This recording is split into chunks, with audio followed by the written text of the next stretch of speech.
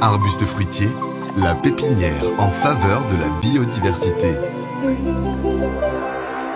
Salut les permapotes, salut Pierre. Salut Corentin. On va parler d'aquaponie, mais avant ça, pourrais-tu te présenter? Bonjour, je m'appelle Pierre Arlot. Je suis le gérant de Z-Farm, une pépinière spécialisée dans les baies, dans les arbres champêtres. On a une partie qui est faite en aquaponie et une autre partie qui est en pleine terre en bio. Et par ailleurs, je suis aussi le fondateur d'Aquaponie France, qui est une des entreprises pionnières de l'aquaponie en France. Donc là, on est dans la serre en aquaponie avec une approche un peu particulière. Cette fois-ci, on est sur du sable. Et donc on va produire majoritairement ici des baies, donc boutures, semis, et aussi des arbres champêtres, donc tous les arbres de la biodiversité ordinaire qu'on démarre en semis dans le sable. Et comme vous pouvez le voir aussi, là on a une petite partie sur du chanvre, donc chanvre bien-être, CBD pour tout ce qui est sommeil, douleur et stress. Donc on fait du chanvre, un petit peu de piment et du gingembre dans cette partie-là. Alors on a Aquaponie France d'une part et Z-Farm de l'autre. Aquaponie France c'est devenu à terme un bureau d'études, donc on fait de l'accompagnement dans la création de fermes et de systèmes aquaponiques. On a une partie formation aussi et une partie boutique. Donc ça c'est pour Aquaponie France. Et puis après il y a Z-Farm. Donc Z-Farm, le gros du métier à présent c'est des arbres champêtres qu'on plante dans les champs, dans les vignes. On fait des implantations agroforestières. Et initialement, Z-Farm, c'était plutôt de la baie insolite, des fruitiers insolites. On était comme toi, on était dans une recherche dans la collectionnite aiguë, comme on dit souvent. Et donc on avait cette branche-là, on est reparti sur le champêtre et le chanvre. Et puis là, sur 2025, on a fait ce vœu de revenir quand même à ce qu'on faisait initialement, ce qui nous faisait le plus vibrer, c'est-à-dire tout ce qui est comestible et insolite. Donc voilà un peu les volets de Z-Farm. Peux-tu expliquer à quelqu'un qui ne connaît pas du tout l'aquaponie ce que c'est? Alors l'aquaponie c'est simple. Alors l'aquaponie c'est une technique ancestrale qui consiste à avoir des poissons et des plantes. Donc on a des poissons qu'on nourrit. Là ici on les nourrit en bio. Donc on nourrit ces poissons-là. Ils font des déjections et des sécrétions qui contiennent principalement de l'ammoniac.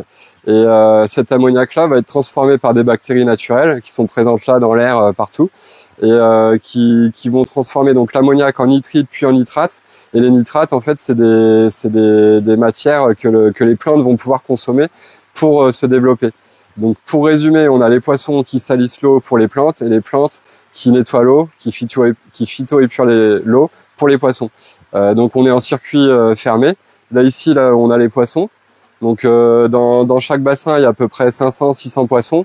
À l'heure actuelle, on est sur de la carpe, mais on va repasser sur du black bass d'ici 2 semaines.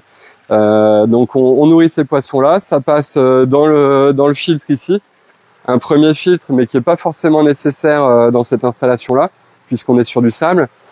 Ça retourne dans le puisard et dans ce puisard-là en fait on a des pompes qui renvoient l'eau aux plantes.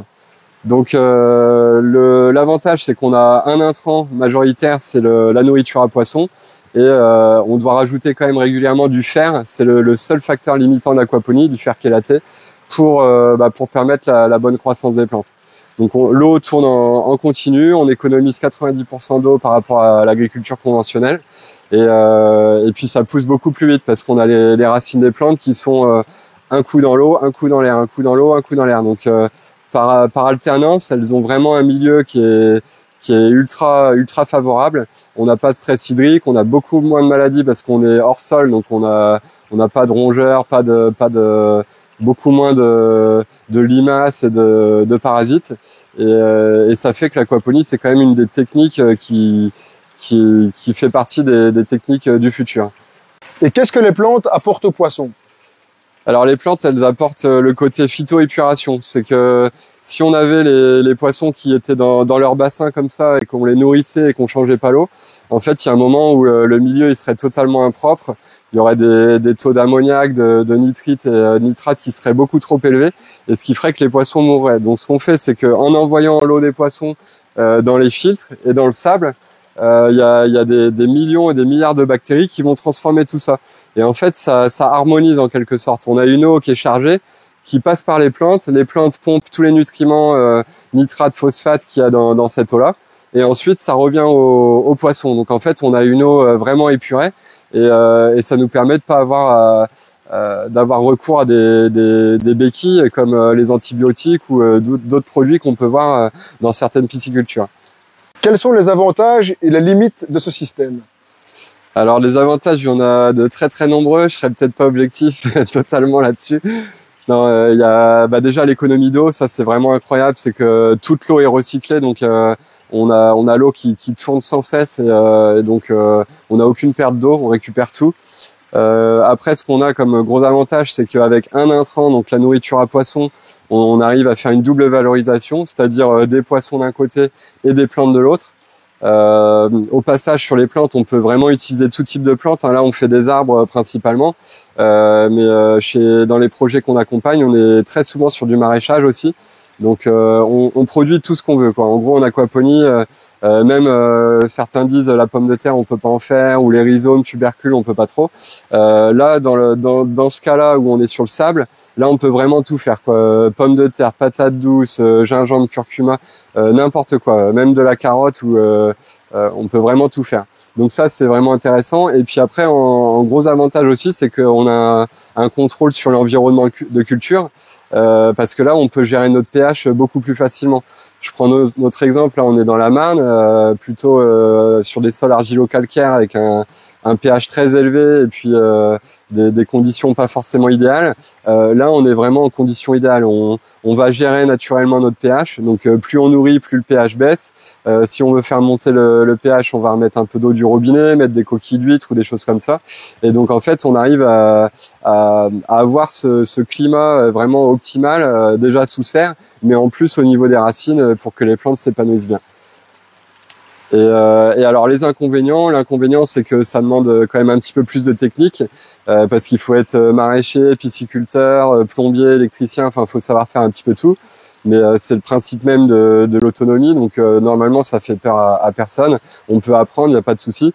Et deuxième inconvénient, c'est que ça demande quand même un investissement de départ un petit peu plus élevé, puisque là, on a des bassins, on a des pompes, des tuyaux, de la bâche principalement, et donc tout ça, ça peut avoir un coût qui s'amortit très bien sûr, mais ça peut avoir un coût d'entrée qui peut limiter certaines personnes. Bien qu'on puisse aussi se débrouiller à faire de la récup, des baignoires, des vieilles cuves à vigne, etc. On peut trouver de quoi faire. Donc ici, là, on a une particularité, c'est qu'on est sur du sable, ce qu'on appelle Senponics, IAVS. Donc c'est une technique qui a été créée avant l'aquaponie, il y a plus de 30 ans, et en fait qui est en train de revoir le goût du jour, parce qu'on s'acharne à la promouvoir, parce qu'il y a vraiment énormément d'avantages dessus, sur cette technique.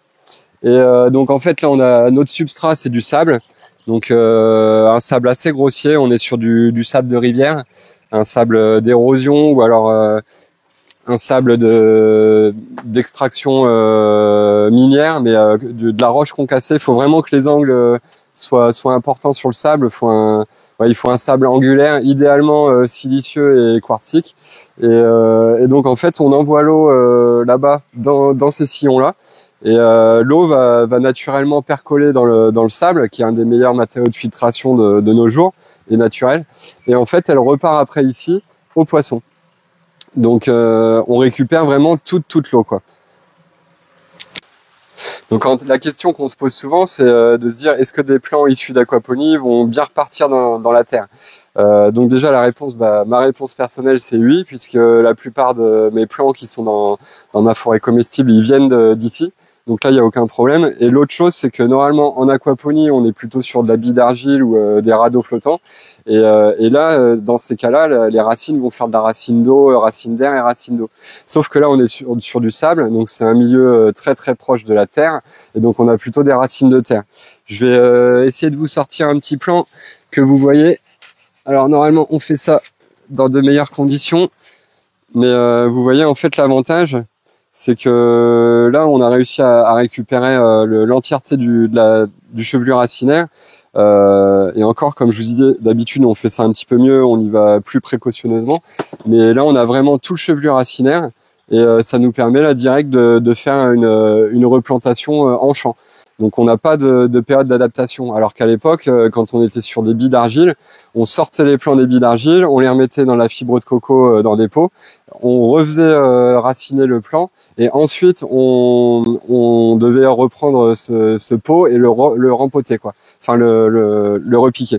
Donc là l'avantage c'est qu'on est direct sur une racine nue, on arrache ça à l'automne, automne-hiver et puis ça part direct en champ et on a une reprise qui est vraiment parfaite, quoi. Quelles espèces de poissons et de plantes privilégies-tu? Alors en aquaponie, nous chez Z-Farm, on va privilégier les carnassiers, notamment le black bass parce qu'on a un marché là-dessus auprès des restaurateurs. En France, la plupart des poissons qui sont élevés en aquaponie, c'est très souvent de la truite pour le côté professionnel et puis aussi un petit peu de la carpe. Mais on peut garder en tête qu'en aquaponie, on peut élever tout type de poissons d'eau douce. Donc ça vraiment tout poissons d'eau douce, même des écrevisses, des anodontes, on peut vraiment mettre ce qu'on veut, quoi. Donc ça c'est une des forces de l'aquaponie. Comment gères-tu l'équilibre entre la croissance des poissons et celle des plantes? Alors on a une sorte de science en aquaponie, même si c'est encore plein de découvertes. En fait, on part du départ, c'est un calcul. Donc on va calculer, se dire quand je donne tant de nourriture à mes poissons, ça me permet de fertiliser tant de mètres carrés de culture. Et donc on fait tous nos calculs, après on calcule les volumes, etc. Et une fois qu'on a ces calculs-là, on sait que il va falloir qu'on donne tant de nourriture, tant de grammes de nourriture par jour à nos poissons pour pouvoir fertiliser par exemple l'entièreté des plantes ici. Alors la particularité là chez Z-Farm, c'est que ici là on est sur du semis. Tout ça c'est du semis d'arbre. Donc à ce stade-là, ils sont pas très gourmands, ils demandent pas grand-chose. Et à côté, on a des boutures ou des semis un peu plus avancés qui là demandent quand même un petit peu plus de nutriments et de matière. Donc dans nos calculs, on a fait les calculs classiques pour toute cette partie-là qu'on pourrait dire plutôt productive, et pour cette partie de semis, on a divisé le ratio normal pour avoir un ratio minimisé, quoi. Et donc en fait en hiver, quand les poissons mangent pas, ça tombe bien parce que nos plantes elles poussent pas. Et donc en fait, ce qui est très intéressant, c'est que l'hiver, quand on n'a plus de plants, qu'on les a tous arrachés, ou alors qu'ils sont en stade de repos, ils consomment plus rien du tout. Et les poissons, en parallèle, eux, consomment plus du tout non plus de nourriture. Donc on a cet équilibre naturel qui nous permet d'assurer des cycles sans avoir de contraintes. Si on était sur de la truite, l'hiver, il faudrait qu'on continue de nourrir les truites, sauf que nos plantes, la plupart, elles seraient en repos végétatif. Et c'est pour ça que très souvent, les maraîchers en aquaponie, ils ont de la truite parce que l'hiver, ils continuent à faire de l'épinard, des légumes feuilles, des blettes, etc., quoi, qui continuent à phytoépurer l'eau des poissons. Quel conseil donnerais-tu aux débutants ou les erreurs à éviter? Alors le conseil que je donnerais, c'est de prendre son temps. Alors bien sûr, c'est ce que j'ai pas fait du tout à l'époque. Prendre son temps parce que l'aquaponie, c'est une sorte de virus qui monte vraiment vite. Et en fait, quand on découvre, après, on va avoir toutes les vidéos YouTube qui existent, on achète tous les bouquins qui existent, et puis on a envie d'y aller. Et en fait, on se précipite, et c'est là qu'on fait les erreurs. Donc le conseil vraiment, ça serait de bien définir son besoin. Pourquoi est-ce qu'on fait de l'aquaponie? Est-ce que c'est pour le délire? Est-ce que c'est pro? Est-ce que c'est pour être autonome? Enfin, on a vraiment trouvé pourquoi est-ce qu'on fait l'aquaponie. Quel type de poisson on va faire? Parce que c'est pas la même chose si on fait des poissons rouges ou des carnassiers ou des poissons comestibles. Et ensuite savoir où est-ce qu'on va faire ça, parce que va falloir s'adapter. Si on est dehors, on est face au climat, donc si gèle fort l'hiver, ça peut être compliqué. S'il fait trop chaud l'été, ça peut être compliqué aussi. Donc vraiment, vous définissez votre projet final et vous prenez le temps de le faire. Ça sert à rien de se précipiter. La vie elle est longue, faut prendre le temps là-dessus, et au moins on évite pas mal d'erreurs. Et justement, les erreurs qu'on pourrait voir pas mal en aquaponie au départ, ça va être trop de précipitations, des mauvais calculs entre la biomasse de poisson et la biomasse végétale. Mal dimensionner ces compartiments, donc le compartiment horticole, piscicole ou bactériologique et bactérien. Et qu'est-ce qu'il peut y avoir d'autre aussi? Pas prendre les bons poissons. Le gars qui est dans le sud, qui se dit tiens j'adore la truite, je vais faire de la truite, et puis qui se rend pas compte que son eau l'été elle sera peut-être à 28-30 degrés. Ça c'est une erreur qui est très très courante, c'est qu'il faut adapter son climat à son aquaponie, et ensuite on fait les choix qu'on peut selon le climat qu'on a. On pourrait toujours réfrigérer l'eau, enfin refroidir l'eau, la chauffer, etc. Mais après on rentre dans des logiques qui n'ont plus rien à voir avec cette aquaponie low-tech qu'on aime aussi appeler là en ce moment l'aquaponie symbiotique. Donc c'est une aquaponie qui s'approche le plus possible du vivant, qui est dans le vivant même, et qui est loin de toute la technologie, des gros monitoring sur les éléments de l'eau. En fait, là, on est dans une aquaponie simple mais résiliente, et c'est ça aussi l'intérêt du sable.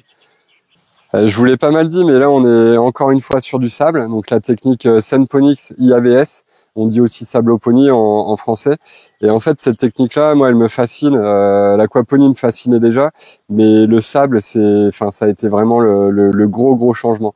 À l'époque, j'étais plutôt dans le high-tech, le vertical, dans des serres comme on voit actuellement. Et puis en fait, plus le temps est passé, plus je me suis dit mais non, mais en fait, on a besoin de résilience et de nature. Et le sable, en fait, quoi de plus naturel, quoi. Il y a pas de plastique. Enfin, si, il y a les bassins, il y a les bâches, mais ça, je vais le garder toute la vie. J'aurais pas à changer ni mon sable, ni mon plastique, ni rien de tout ça. Et en plus de ça, cette simplicité-là, en fait, elle nous enlève, elle nous apporte de la sérénité.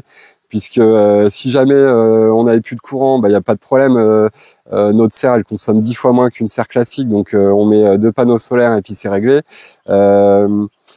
Si j'ai une coupure électrique et que j'ai plus d'adduction d'eau ou quelque chose comme ça, pas de problème. Le sable, il y a 35 cm de sable. Le temps qu'il soit complètement sec, j'aurais eu le temps de réparer la panne. Les filtres, j'ai aucune panne parce que j'ai presque pas de filtre.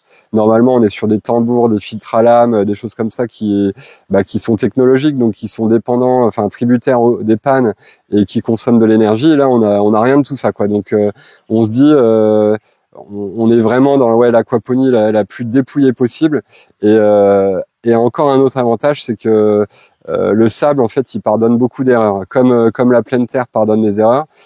Si on nourrit trop les poissons, on a une eau trop chaude, on a des choses comme ça. En fait, sur le sable, ça agit comme un tampon. Donc on va beaucoup moins vite à l'erreur que quand on est sur radeau ou sur d'autres techniques d'aquaponie.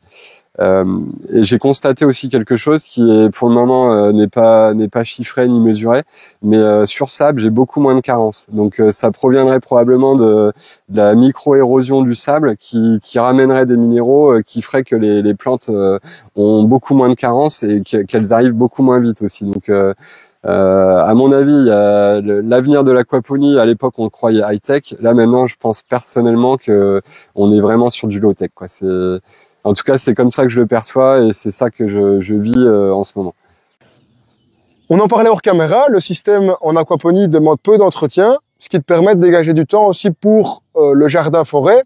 Et on voit ici de loin, on a pris un peu de recul, que ton système en aquaponie s'intègre parfaitement dans ton système. Ouais, tout à fait. Là, on essayait d'être dans l'autonomie, mais donc ici, on n'a pas l'accès à l'eau courante. Donc, on a la serre qui permet de collecter de l'eau. Sinon, là, sur le terrain, jusqu'à présent, on n'avait pas d'eau, donc c'était assez compliqué. Même pour les premières plantations, quand on a créé le sol, c'était très très dur.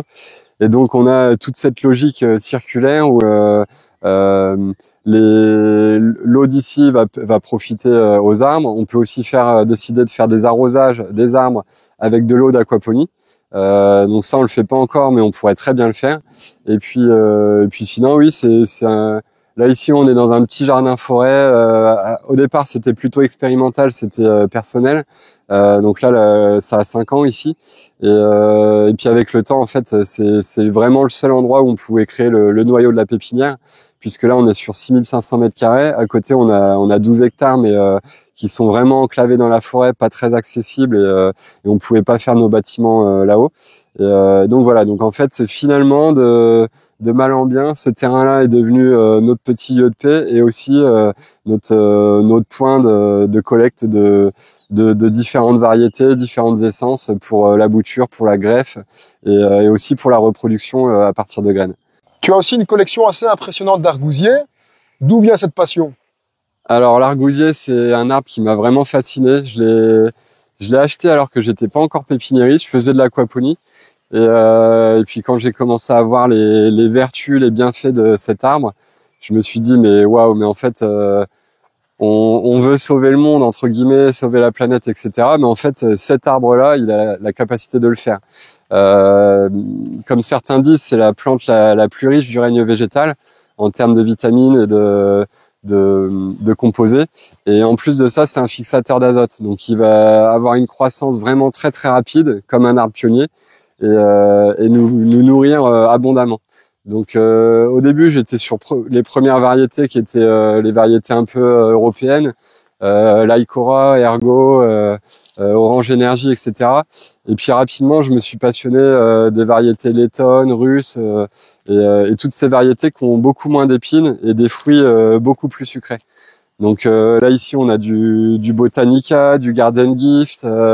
On a vraiment pas mal de variétés. En tout, on en a 29. Alors, il y en a certaines qui, au final, sur le papier, sont parfaites, mais qui respectent pas leurs promesses. Une fois dans un sol européen, elles ont pas assez de froid, pas assez de... Enfin, ça se passe mal, ou alors ça pousse très très lentement. Et donc, on s'est arrêté là maintenant sur 4-5 variétés qu'on apprécie énormément. Et qu'on récolte et qu'on va bientôt transformer. Donc soit en baies déshydratées, en poudre, et aussi en liqueur. Actuellement, on a beaucoup de demandes sur la liqueur. Il y a plusieurs distillateurs qui sont installés dans la région et on leur a ramené de l'argousier pour qu'ils goûtent. Et en fait, c'est pareil, ils sont fascinés. Ils avaient jamais goûté ces goûts-là et voilà. Donc pour moi, ouais, c'est un super arbre qui peut tout changer. Penses-tu que l'aquaponie peut jouer un rôle significatif dans l'agriculture de demain? Alors là, ouais, totalement. D'ailleurs, il y a le Parlement, il y a l'ONU qui ont défini l'aquaponie comme une des 10 techniques, une des 10 technologies qui pouvaient sauver l'agriculture. Alors encore une fois, je pense pas que c'est que l'aquaponie qui va sauver l'agriculture, hein, c'est plein d'agricultures différentes. On voit qu'il y a plein de pratiques qui se créent, il y a des choses incroyables qui se mettent en place. La syntropie, la permaculture, l'agroforesterie, l'agroécologie. Enfin, il y a vraiment différentes voies qui permettront de faire face aux enjeux climatiques, aux problématiques, produire plus mais avec moins de ressources et plus d'aléas. Et donc l'aquaponie, oui, elle s'inscrit vraiment dans l'avenir de l'agriculture, mais aussi de l'agriculture urbaine. Parce que ça, on n'en parle pas beaucoup. On sourit souvent quand on entend agriculture urbaine, parce qu'on a vu ce que ça a pu donner à certaines époques.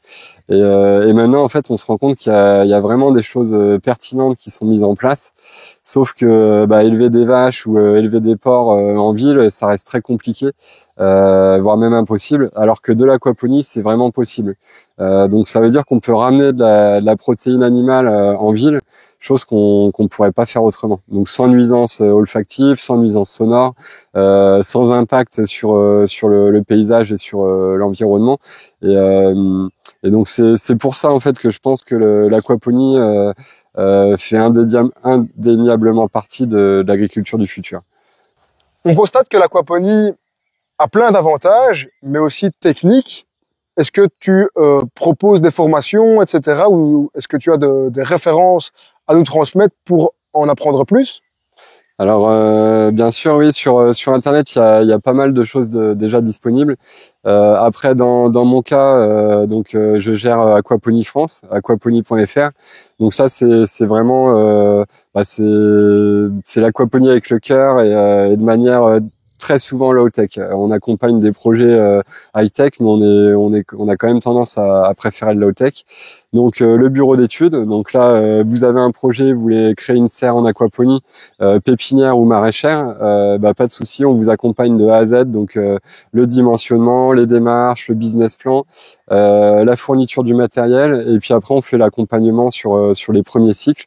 Donc on peut même faire le montage. Donc ça voilà, ça c'est un gros volet.